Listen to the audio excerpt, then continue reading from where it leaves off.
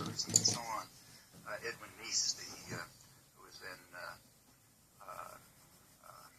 head of Justice Department, in fact, in a roundabout way, confirmed that. He went to India 9 months later and said something about how, this was sick terrorists trained there, apparently. He said, well, we'll see that doesn't happen any longer.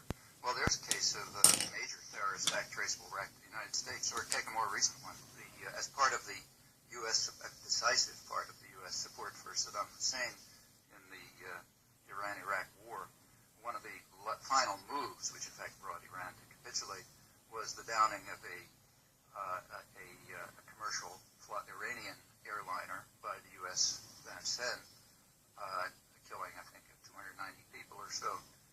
That was regarded, that's not discussed, that's regarded just as an accident. The press and the NPR and so on termed it that way. However, that's not the way it was described by others. For example, by Commander David Carlson, who was the commander of a nearby vessel, who in fact had an article in the Naval Institute Proceedings in which he describes how he watched in amazement as the Vincennes focused its high-tech missile system on what was obviously a commercial airliner in commercial airspace and shot it down. And he says apparently out of an interest in testing its Aegis missile system. Let me focus on that for a second. You're saying that an officer on the Vincennes, commander of a nearby vessel, saw on his radar screen what he believed to be a commercial jet, and he watched the command and control of the Vincennes focus on. He says we watched something like, I can't remember the exact wording, it was something like we watched in amazement as the commander of the Vincennes focused his Aegis system on what was obviously a commercial airliner, apparently out of an interest in testing it. There's a final act of this. Testing it on a commercial jet? Well, look, I'm not telling you. I wasn't there. That's what's in the Naval Institute. I'm not challenging you. I just want to be clear. Now, the final act of this little drama was by George Bush, who gave the Legion of Merit Award to the commander of the Vincennes and to the deck officer in charge of anti-air warfare for meritorious service and the cool and etc. Atmosphere in their command during this little stint in the Persian Gulf, in which this was the only incident. Well, now, I just mentioned at random 2 cases that might be brought up in a discussion of air terrorism, but those are not presented by the system of power, of corporate state power, and therefore the media do not talk about them. They take as their agenda what's provided for them by those in power. Independent media, which were not constrained by the demands of power, would of course immediately look at these and numerous other similar cases. So, would you view that the media in the United States has dropped the ball, has become a set of vested corporate interests, as you say, or that in some sense Americans choose to narrow their political perspectives? And if President Bush says the Libyans are criminals, then, I really don't want to think too much about it. Well, first of all, I would change the tenses there. It's not that the media have become, it's that they always were. In fact, in my view, they're more open today than they were, say, 30 years ago. And as for what Americans believe, well, that's an interesting question, and you can study it. For example, you can ask, the media often say, well, we're just responding to what the people want, and that's testable. There are many cases where popular opinion happens to be dramatically opposed to the establishment opinion, let's say corporate government opinion. And then we can look at those cases and see where the media go, and they always, invariably, as far as I know, on crucial cases, go against popular opinion and with the corporate media opinion. There's many, many examples. If you like, I can give you a bunch of them.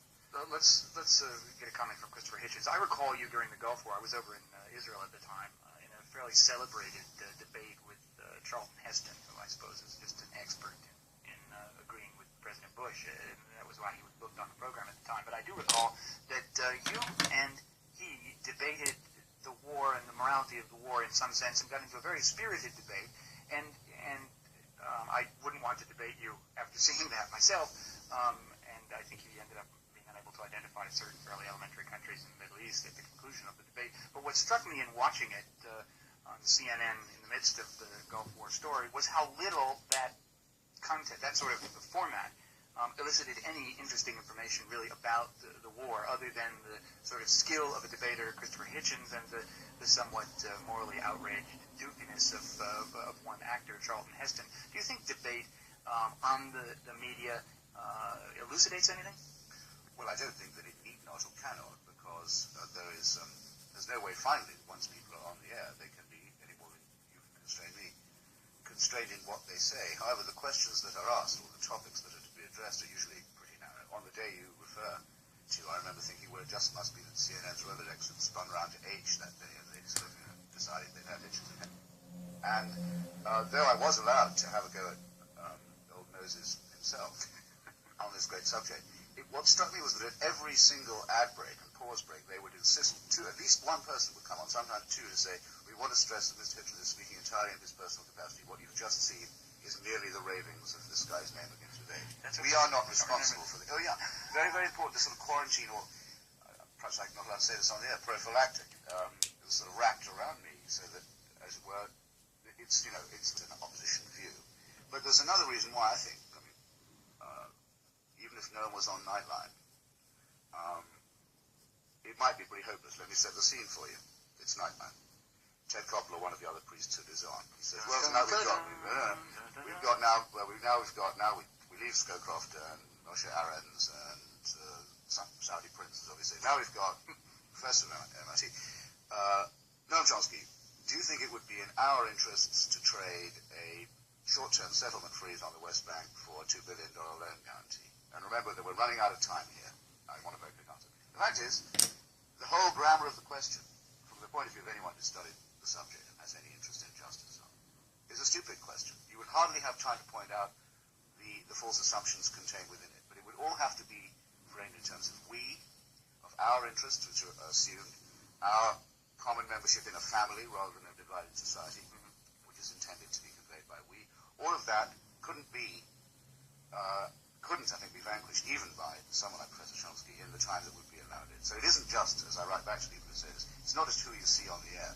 It's the assumptions that govern discourse. It's the assumptions that say, if James Baker says he's on a peace mission, he's on a peace mission. We call it Secretary Baker's peace mission. It's for him to prove, but we don't ask that. And if I was to say, for instance, Secretary Baker's salesmanship campaign to sell a fairly questionable notion of U.S. control of emerging governments in Eastern Europe, that I would be laughed off the air. Well, yes, so you would, but you needn't. I mean, we didn't take it that far. We describe it as a diplomatic mission. But to say peace mission, as it's always called, and the peace process, as it's always called, whether anyone who's studied knows it's neither of the above, makes two assumptions. One is that of altruism, in a sense, that all the good things that come from the word peace. The other is that of the United States as a disinterested superpower with no involvement of its own, merely trying to compose a wild quarrel among barbarous people, spending its own time and money on this enterprise and being totally above the battle.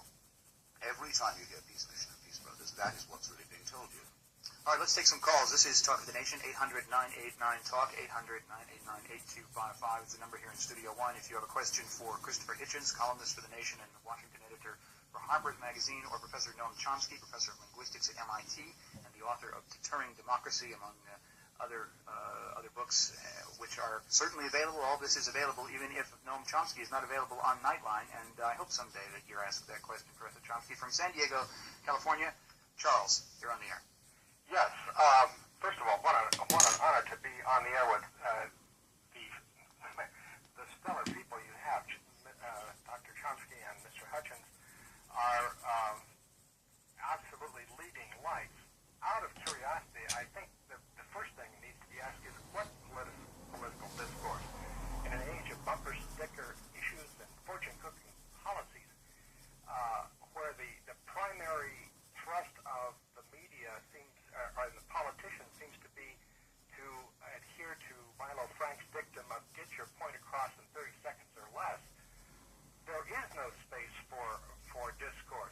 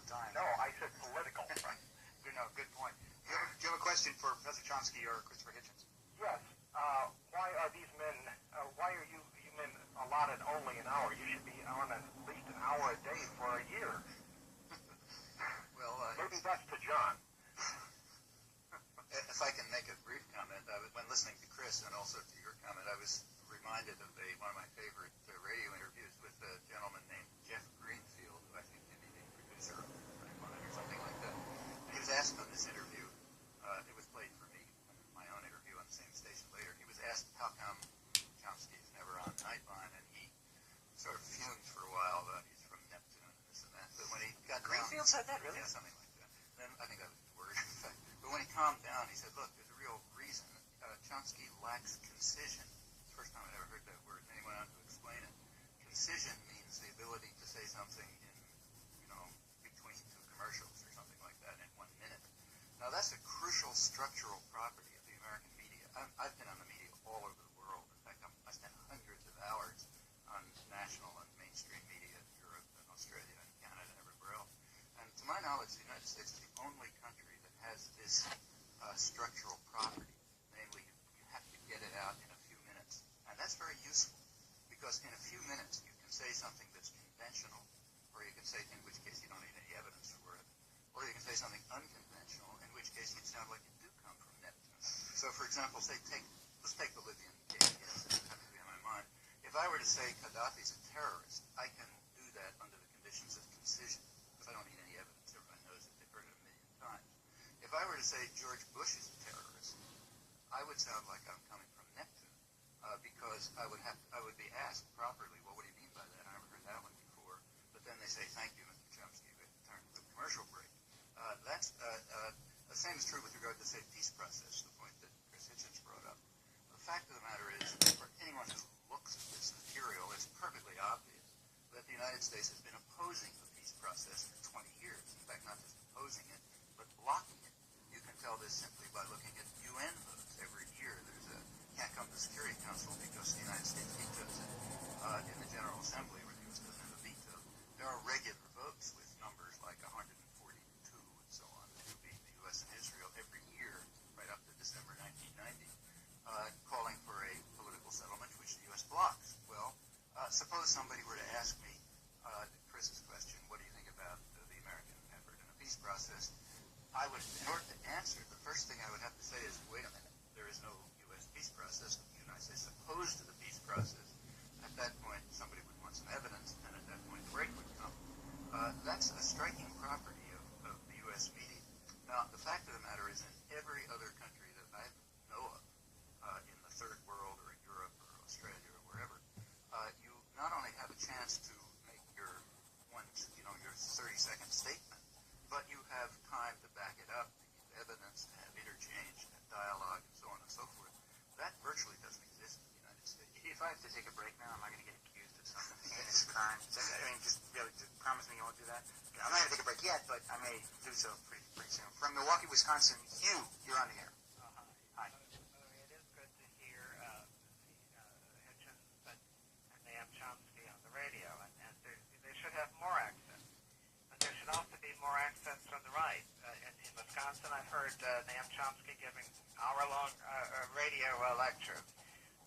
But, we never hear William Shockley or Arthur Jensen or Linda Gottfredson, whose work is controversial because it doesn't fit the liberal pattern of thought. Are you familiar with Joseph Sobran and David Mason? No, I'm not. All right, they're two, I suppose you might call them conservatives. They'll be on this program in the same hour tomorrow. But let me just say one thing.